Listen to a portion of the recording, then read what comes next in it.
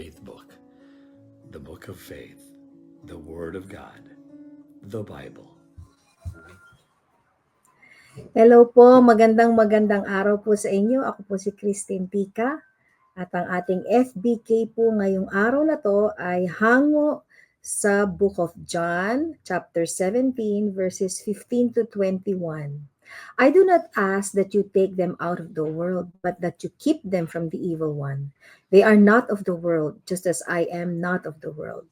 Sanctify them in truth. Your word is truth. As you sent me to this world, so I have sent them into the world. And for their sake I consecrate myself, that they also may be sanctified in truth.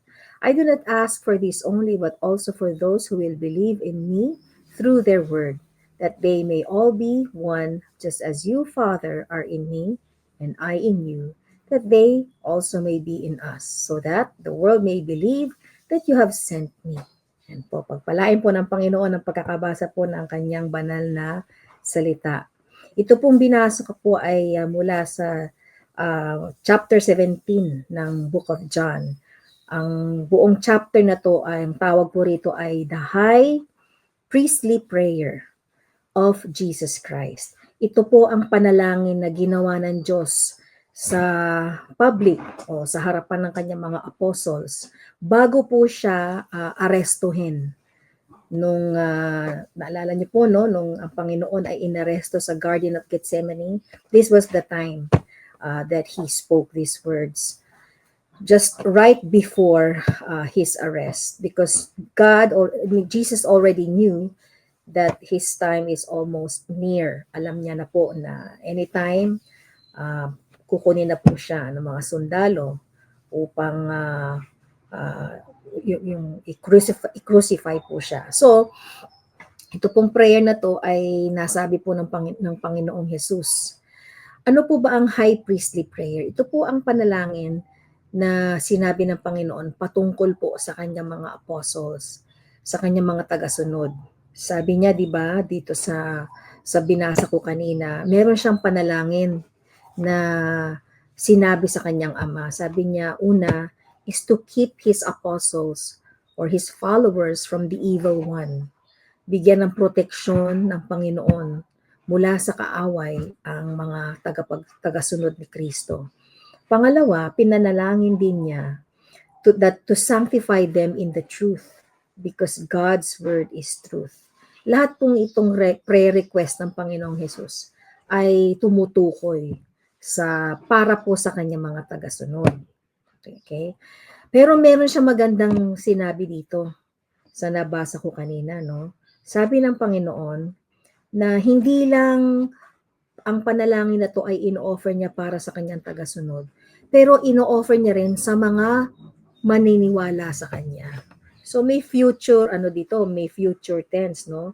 Sabi niya, this prayer does not only pertain to the follower of Jesus but also to those who will believe. Sino 'yon? Ikaw at ako. Kung sinasabi mong ikaw ay nananampalataya at sumusunod sa Panginoon at alam mong ikaw ay anak ng Diyos, ikaw ay tagasunod ni Kristo. So ibig sabihin, panahon pa ng Panginoong Jesus, nabubuhay pa siya dito sa lupa, pinanalangin niya na tayong mga anak niya, pinag-pray niya na tayo. Diba? Sabi niya, gusto niya na maging united tayo. Just as the Father and Jesus are one, sabi ng Panginoong Jesus, gusto ng Panginoon, ang kanyang heart's desire, ang body of Christ o yung church o tayo ay maging united. Kasi alam niyo po, pag tayo ay may pagkakaisa, ito po isang powerful witness.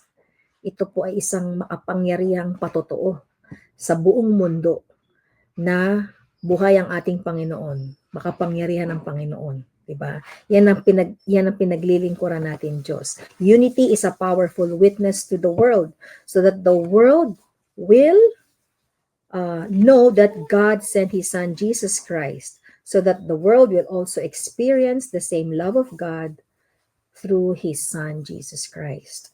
Ang goal po natin kaya tayo nagkakaisa, hindi lang para ipakita sa mundo na buhay ang Diyos natin. Hindi lang yun. Although magandang yan, magandang hangarin yan. Pero ang gusto ng Panginoon ay mapakilala sa buong mundo na ang ino-offer ng Panginoong Hesus ay kaligtasan. Ino-offer ng Panginoon ay ang pag-ibig niya. Yan po ang tunay na dahilan kung bakit namatay si Jesus Christ sa cross. Namatay siya sa krus ng Kalbaryo para ipahayag niya po sa atin kung gaano niya tayo kamahal. Kasi kung hindi po namatay ang Panginoong Hesus sa krus, wala po tayong kapag-apag-asa. Pero dahil sa kamatayan niya, God made a way. Di ba sabi ng Panginoon, I am the way, the truth, and the life. No one comes to the Father except through me. Ang Panginoong Hesus ang daan at siya lang ang tanging solusyon sa kapatawaran ng ating kasalanan. Kaya ngayon pong mahal na araw, maging paalaala po sa atin muli kung gaano tayo kamahal ng Panginoon.